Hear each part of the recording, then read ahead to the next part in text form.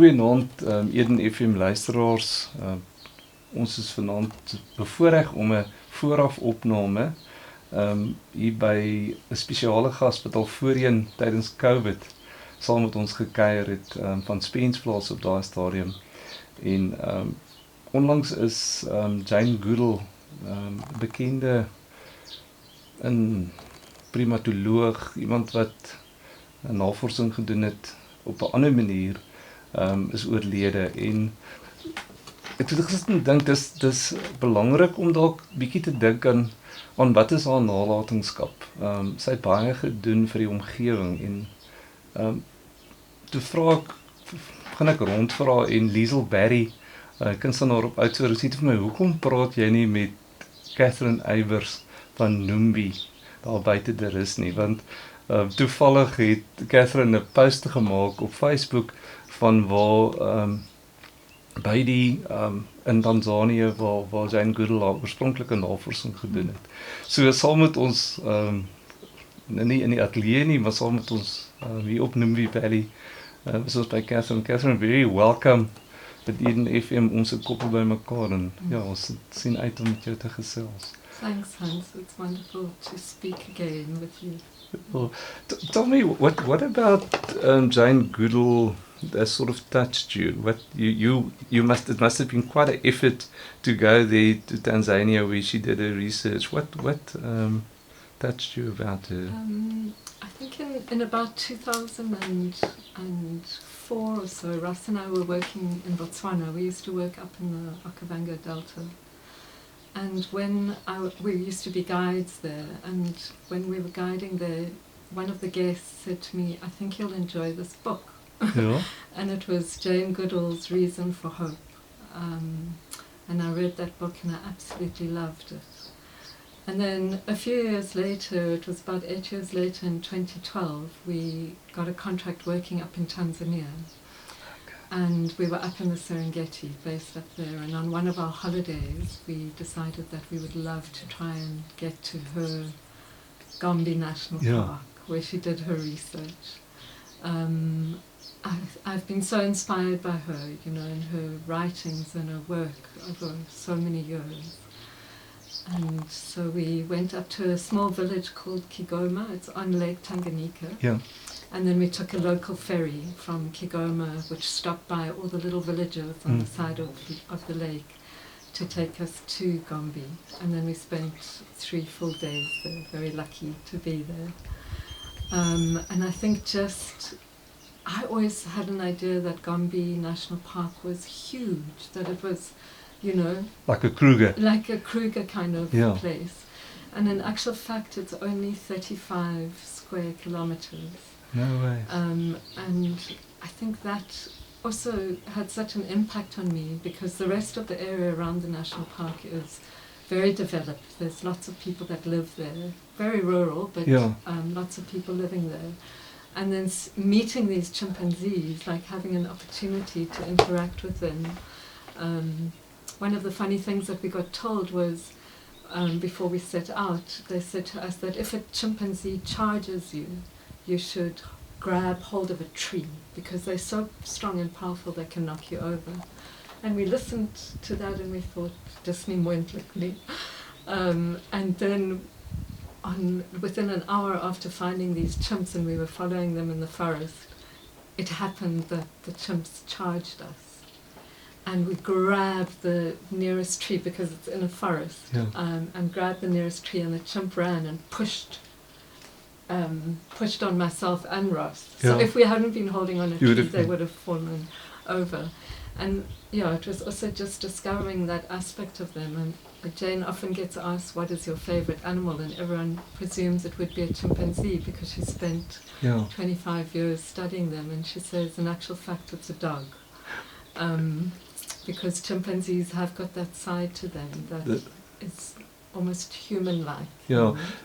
She one of the podcasts that I would listen to was with Krista Tippett on being, and she spoke about evil, you know, that chimpanzees can also be, they can do bad, they can harm and they can hurt and kill another being, but saying like it's different from humans in that we can sort of with our mind premeditate and plan to harm someone, whereas with this chimpanzees that it's an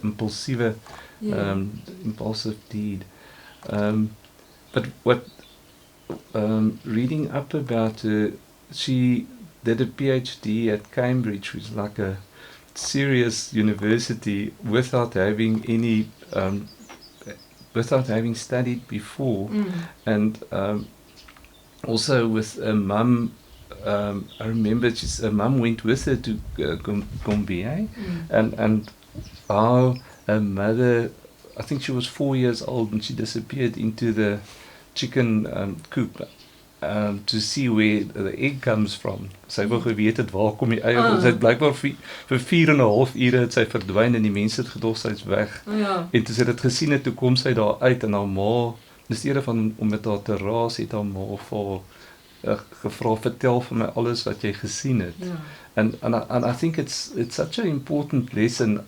Jane Goodall probably would never have been Jane Goodall if it wasn't for the environment that her mother created for her to explore and be curious. I think I see that quite a bit with people, is especially with us working in the bush, and then again here hosting people at Numbi, because we live very close to nature, and then people might have an interaction with the wild animal while they're here. It might be a mouse, or it might be a wasp, or it might be a spider, and seeing the fear that people have for those animals, and then often asking them, but why are you afraid of a mouse? You know? And often people will answer, I don't know why. It must be something from my childhood. And I think that's the difference when you get brought up without the fear of nature. When you get brought up where your parents encourage interaction with that, or if you teach your child to be afraid of a spider or afraid of a frog, then they can carry that with them for the rest of their lives. So she was blessed to have a mother like that. Where does, what is your, how does she resonate with you? What about Jane Goodall? I think her incredible connection with nature, her incredible way of sharing it with people, she's so articulate in it. And just also asking people to think about the effect they have on the earth. One of her quotes, I think, is, every day that you live, you will have an impact on the earth. And it's your choice as to what kind of impact you want to have. And that for me is so beautiful, because we always, every day, we can choose that. And I think at the moment there are people that don't really consider that, they're not really thinking about the impact. When they choose to buy something, they're not necessarily giving it much thought as to where it comes from, or is there a better choice? Can I support a company with more integrity? And I think that was one of her messages that I definitely resonated with. And the other one would definitely be that all animals have feelings, and they all have a right to live the same way that we do. That what touched me, there was somewhere where she spoke about sort of that boundary between us and the natural world dissolving, and sort of like feeling yourself being part of the natural world, and like you showed us around here now at Numbi, and I have that feeling of that the way that you're living here is like very much that sort of the path that you've chosen to be connected, and whenever we make food and I throw away the packaging,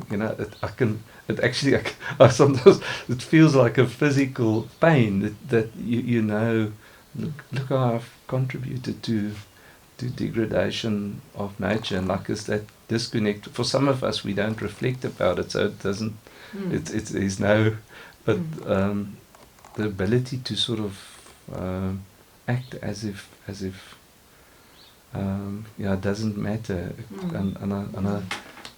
that disconnect is a major contributing factor to.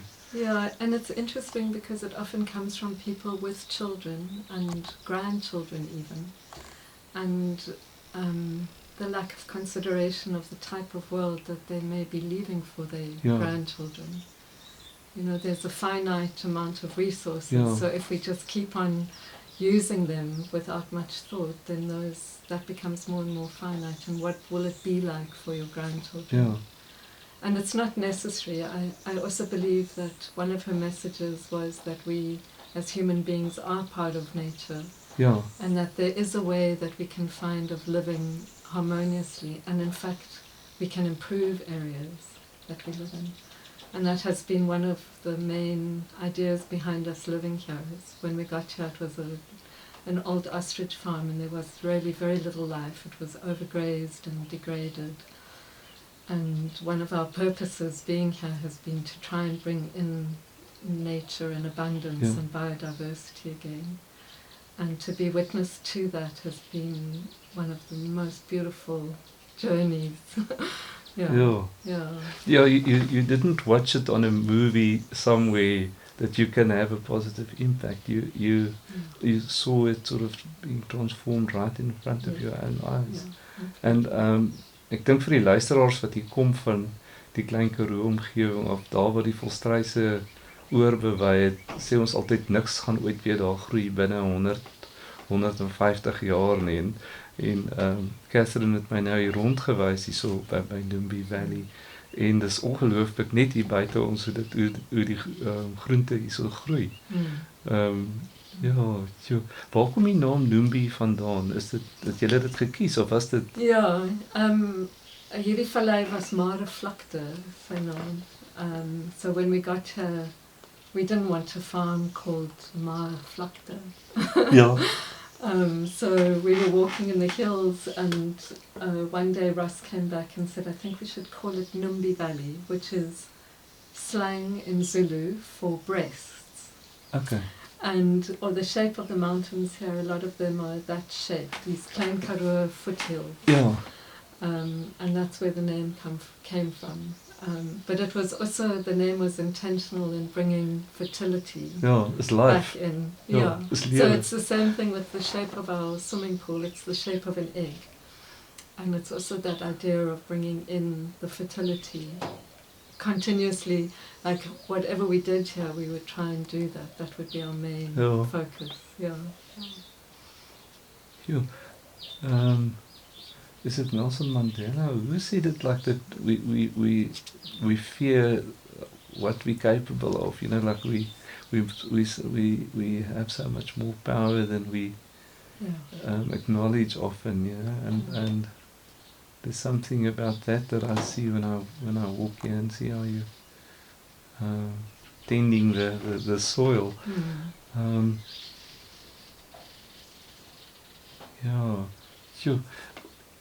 What kind of home did you grow up in? Was your parents, did they care for the land? Were they sort of mindful of our impact as humans, or did it was it a gradual? Interesting enough, my mum is British, so and she was very housebound. She didn't have a connection to it. But my father was like an amateur botanist. Okay. He loved going to the Kruger Park. So when I was growing up, we were so lucky. I grew up in Johannesburg, and we spent a lot of our holidays either on the Suikerbosrand or into the Kruger National Park, or even down into Natal parks. And I definitely think my parents taking me into those beautiful wild spaces that we have in South Africa made that connection possible for me. You know, to connect with the birds and nature and observe trees and Can you share with the listeners like a memory of being in awe with nature from your early childhood? I think that one of the things we also used to do was go on hikes. Yeah. One of the hikes we went on was in the Kruger National Park when they first started those wilderness hikes. Sure. And just sitting in silence and maybe watching a herd of wildebeest coming down to the water to drink and being the observer of that incredible pristine environment. And I don't know, since those times, experiencing them, I've been wanting to be, being in natural environments. I prefer them much more to a city in the urban environment. Yeah. So you can feel it in your body when you Totally. in like a space like this. When I arrived here, I said to you earlier, it felt to me as if time was slowing down. Yeah. A lot of our guests say that, and I think we don't really realize how jaded our nervous systems are, because we're having to deal with so much noise, so much pollution, so much advertising, so many products, so many things all the time, that we don't often find ourselves in places of stillness, where we can just listen to the birds or wake up and just the first thing that we hear is the sound of the birds, and the peace. The birds singing for us now. Ja. Luister ons gesels met Kathryn Eybers van Numbi Valley Farm hier buite die rust. Dis Ons Sit Koppe Bymekaar. Ons gaan gou vinnig 'n musiekbreek neem. Ons gaan luister na 𝘮𝘀𝘦 wat later bekend gestaan is as 𝘸𝘢𝘬𝘦 se Manenberg. Na die musiek gesels ons verder.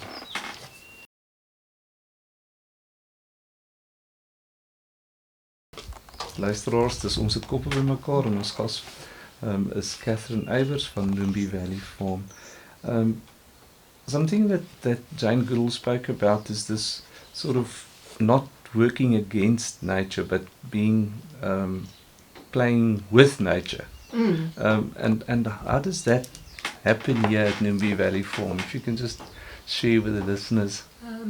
I think that kind of theme has been following me along throughout my life. So I found often, and going back to that fear base that people have of nature, where they want to exclude, out of their homes they want to exclude spiders, or out of their gardens they think they have to use pesticides, or when they're staying in wild places they feel like they have to keep the wildlife out. And I would often say to guests when they express a fear that they can just look at my body and I'm still in perfect condition. I have all 10 fingers and all 10 toes. And although I invite all the wildlife into my space, I've never had a situation where any part of my life has been threatened. So I think we have a misconception about what it means to live in harmony with nature. The little bird is coming into the house now.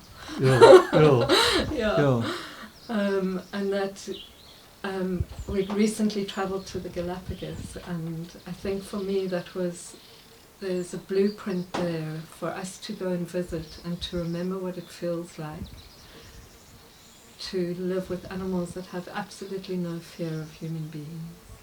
Nothing whatsoever. And I always in my mind thought that world is possible. And it was such a joy then to visit the 𝘮𝘢𝘬𝘦 and be in a place where it exists, There are people and animals living side by side. So we do it here on the farm in terms of how we live. We allow the birds to come in and nest in the roof. And we allow wasps to make their nests outside.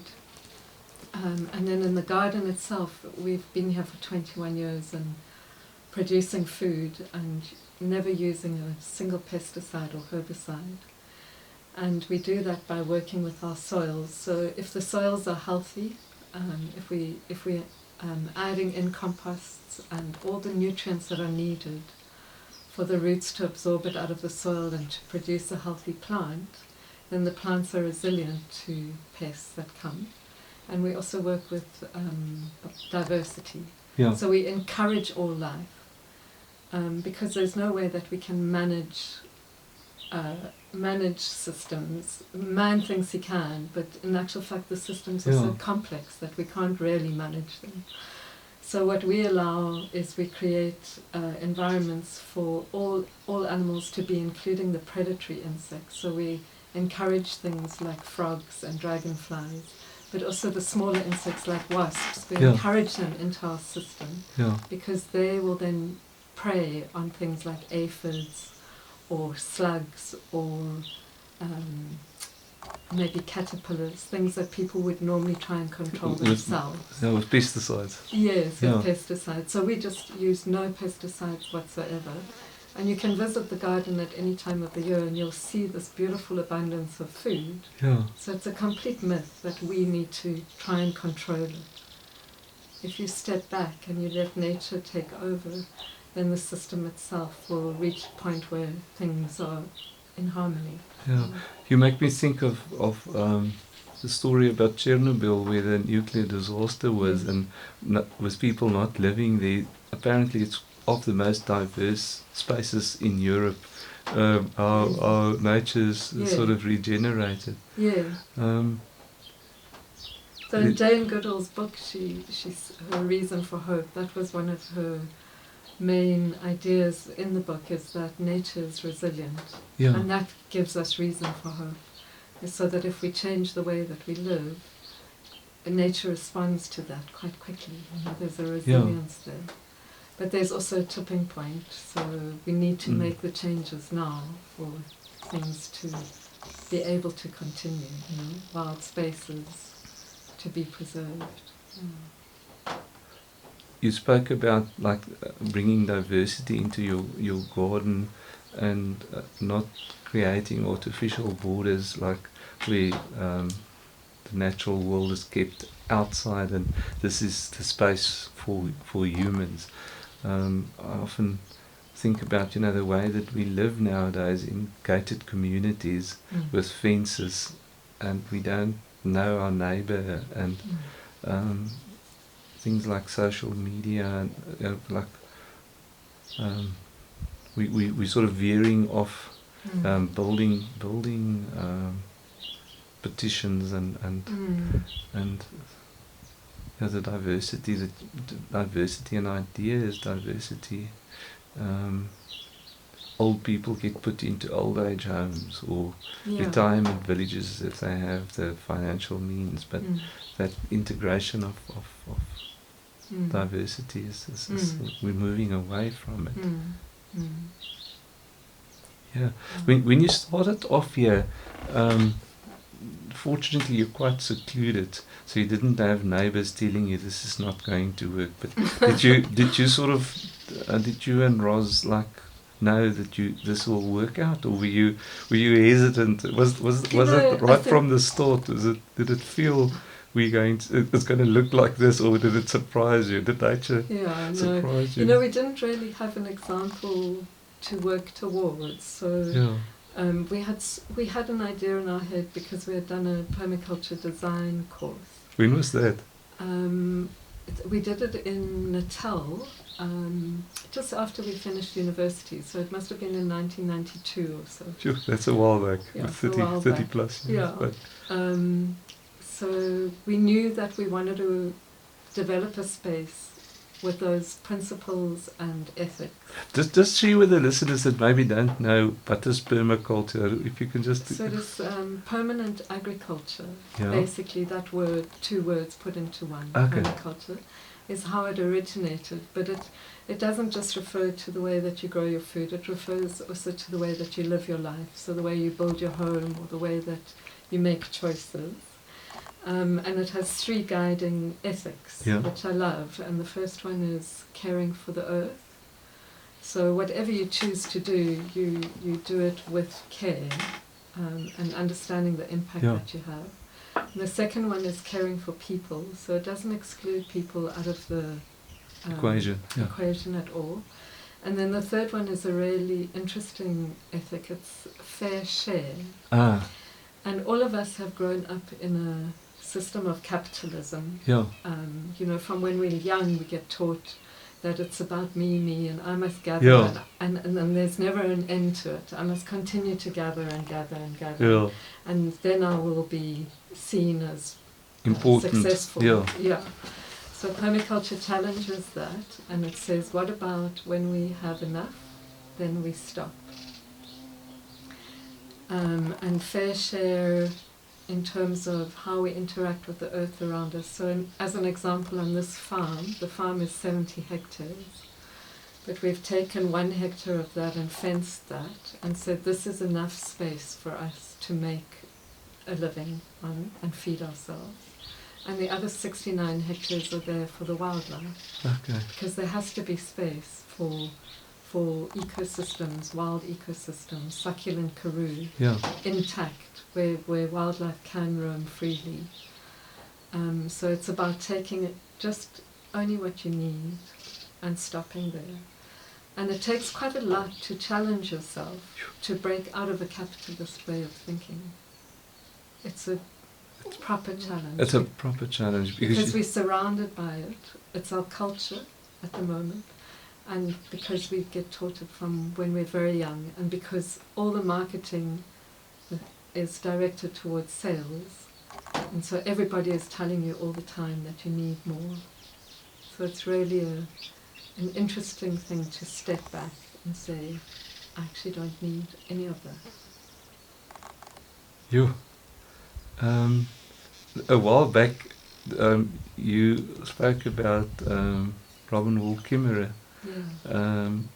And sort of indigenous wisdom, and you said like this one, one of your favorite books or something, and that prompted me to read that. And it sounds to me like it's very like a lot of the permaculture principles are shared by indigenous wisdom of this. Like I think she speaks about never take the first or the last, like always leave. I think it's also the question of, I think Ross and I landed here and wanted to develop a space where we did no harm, or as little harm as we possibly could. So whatever we did when we decided to build a house, we would say, well, what's the impact that house has? And that's why you often find permaculture places are actually very modest, they're small, because of the need or the want. Because you don't want to have a negative impact, you want to reduce the impact that you have on the environment. And you can only do that when you live modestly. And those are the people I admire. And that's going back to Jane when we were in 𝘮𝘢𝘬𝘦 National Park and seeing her house. Was it also? It was tiny, you know, it was the most smallest kitchen and bedroom, and just that's how she lived, you know, and yet she's this magnificent being. Yeah. Sure.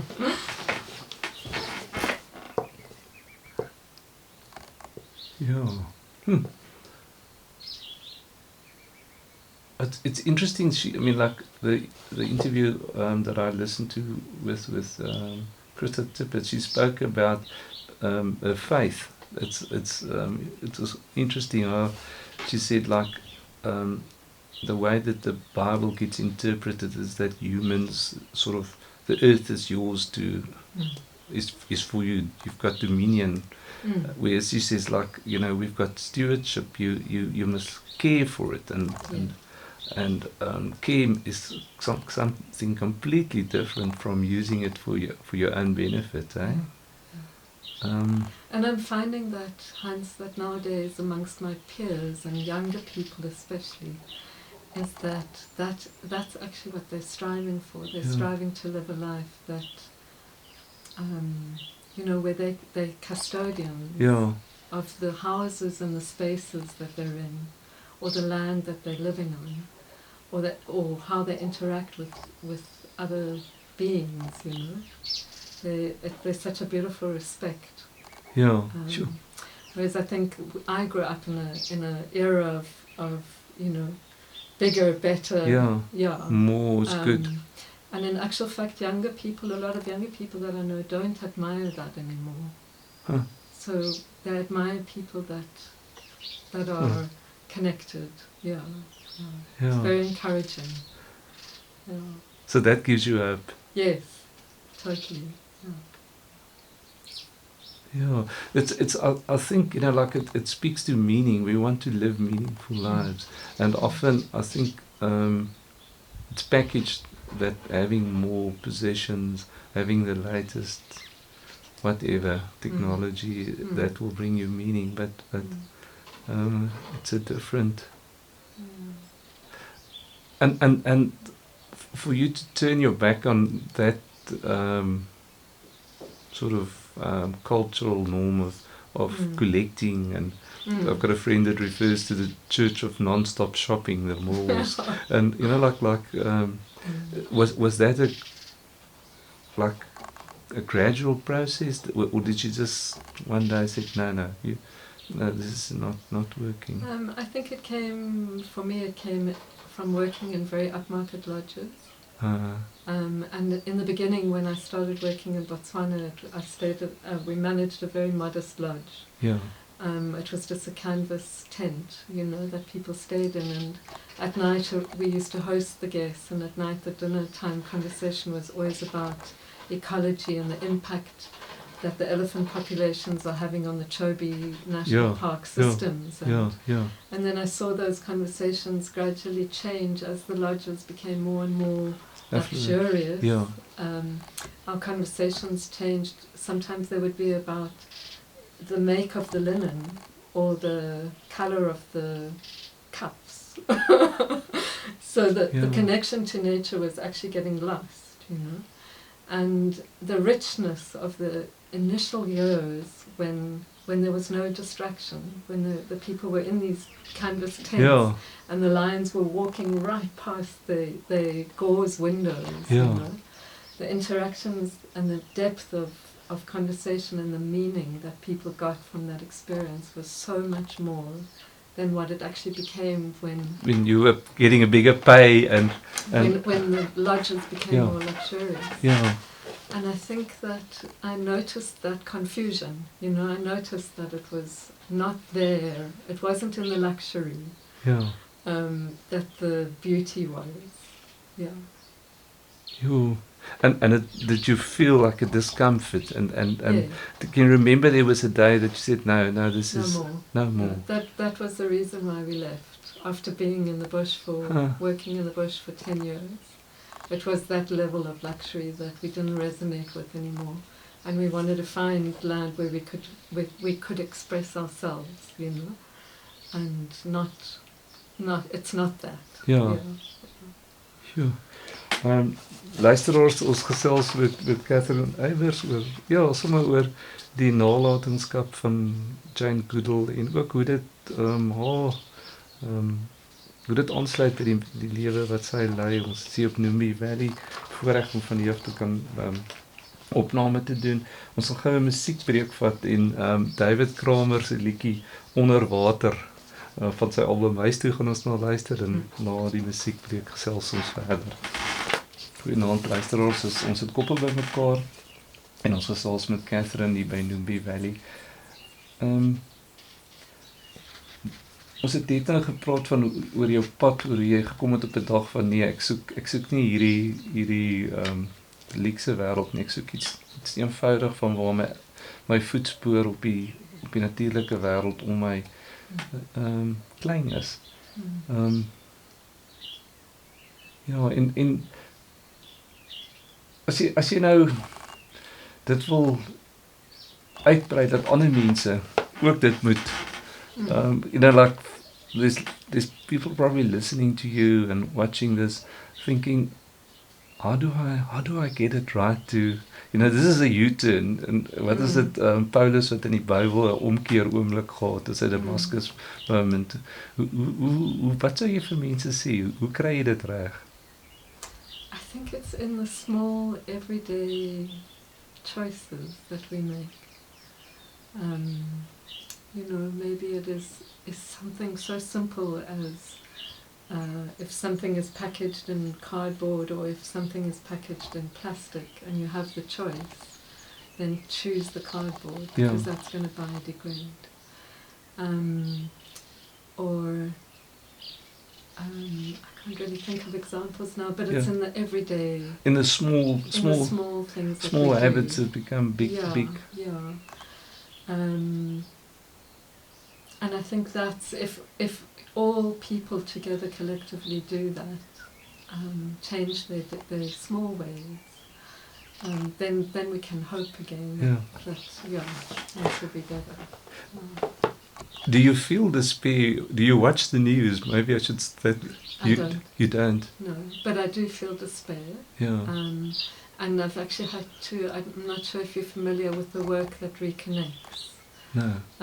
It's absolutely beautiful work that gets done, and it's a process that you can go through, because I think, especially when you look at Jane and how many people used to go to Jane Goodall's talks. Yeah. You know, I mean, she would speak to full podiums, and I think there are lots of people looking for that connection, you know, wanting to learn from her, or wanting to have learned from her. And there are lots of people that feel that pain of the developing world, and the loss of nature, and the loss of natural spaces, and they see the greed that some people have, you know. So I think it comes to acknowledging that pain, to saying I do feel it, you know, and because I feel it, that's why I'm going to make a change. You know, with compassion and with empathy, but I'm going to contribute in a different way. There's often the simplest place where you can make an impact is right in your immediate environment. Luisteraars, hier waar ons nou sit, is hier 'n mat, maar onder die mat is hier klippe.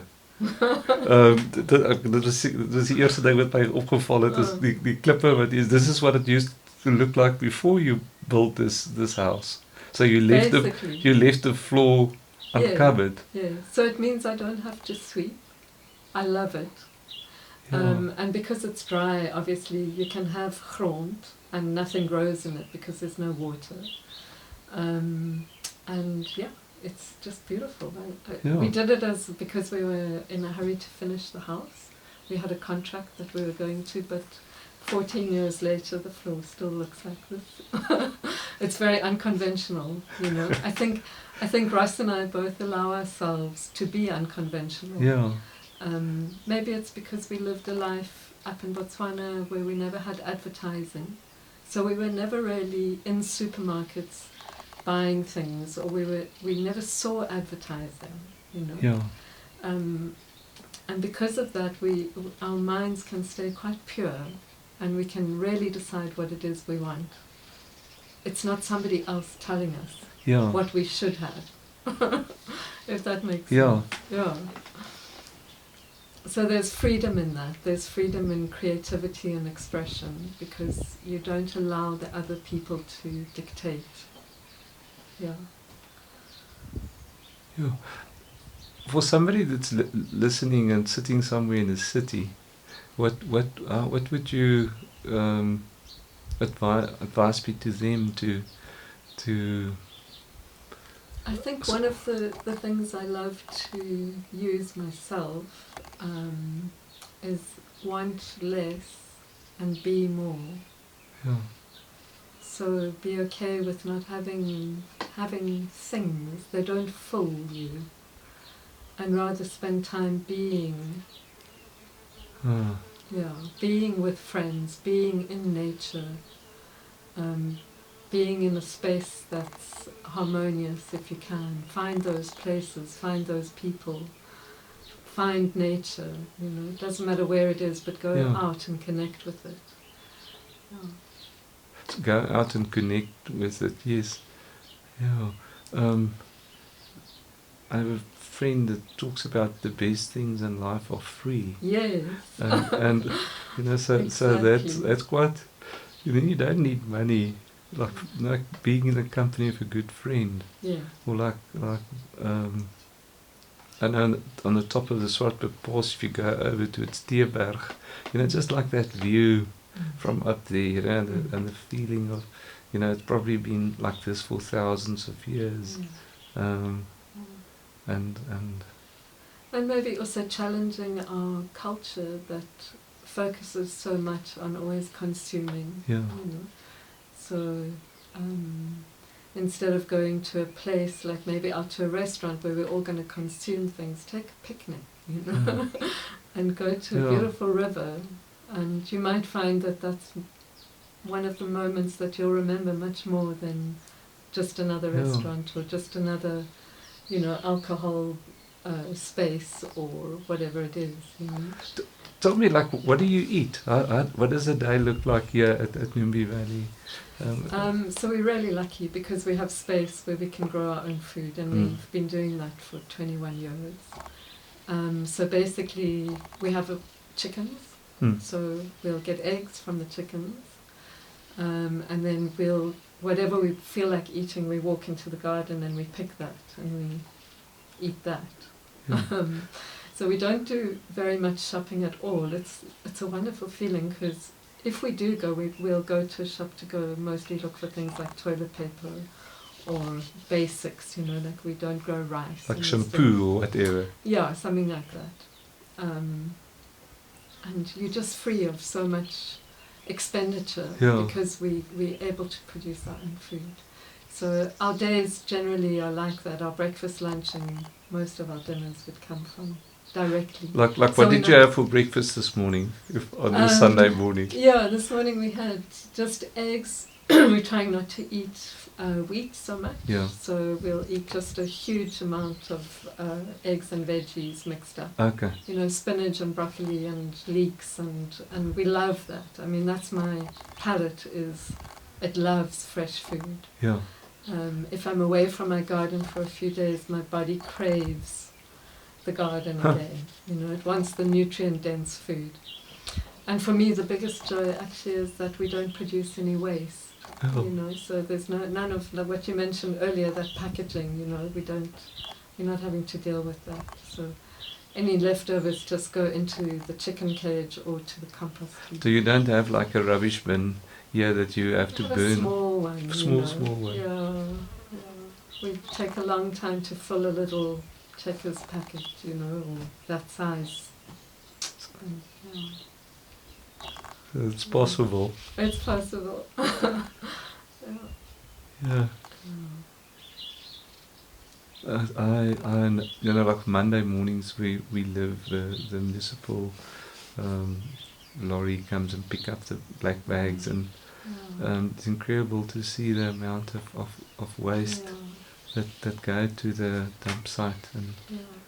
And it's not away. It's not going away. It's not going away. It's here with us. Yeah, it's very sad. Well, somebody wrote about, you know, like downstream. There's always somebody living downstream from us, you know, and how can we rather purify the water? Also traveling now in Ecuador, I don't know if you're aware that they have rivers and ecological systems there have rights. Have rights? Have rights. Just like a human being has rights, their river will have rights. Almost like a human being then, like it's got a... they've recognized it as that. That's maybe one of the things that Jane Goodall sort of, one of the primary legacies is like this, to expand rights to the natural world. Right? Everything living. Everything living has a right as much as you and I do. Yeah. Would that be your dream if you could define what you hope for the next generation? So I think living with complete respect towards everything. Yeah. Respect and compassion. Yeah. I was talking to a friend about, from this perspective, what would a sin look like? I don't know, you'll have to answer. Yeah, I'm just wondering, like, you know, by not caring about the natural world and sinning would probably be only thinking about myself. Yeah. And I think the biblical message of loving your neighbour, if it gets expanded to the natural world, and I think a way like Jane Goodall spoke about it, very much aligned with that. Yeah. Yeah. luisteraars, die tyd het met ons weggehardloop en wat 'n voorreg om met Kathryn hier so by Numbi Valley te kon gesels het. Ek hoop dat u ook sal 'n bietjie nadink en kyk oor hoe ons voetspoor in die wêreld kan kleiner maak en vir die nageslag iets oorlaat wat hulle kan wat hulle ook kan waardeer. I don't know whether there's like a final word from you, Kathryn, to the listeners. Yeah, I think it's just that enjoy living simply because the richness doesn't come from things. Ja. Luisteraars, baie dankie vir die inskakel en ons gesels volgende maandag aand weer. Ons sal sommer luister na Johannes Kerkor, al lê die berge nog so blou en as jy uitkyk dan sien ons blou berge. Mooi week vir u.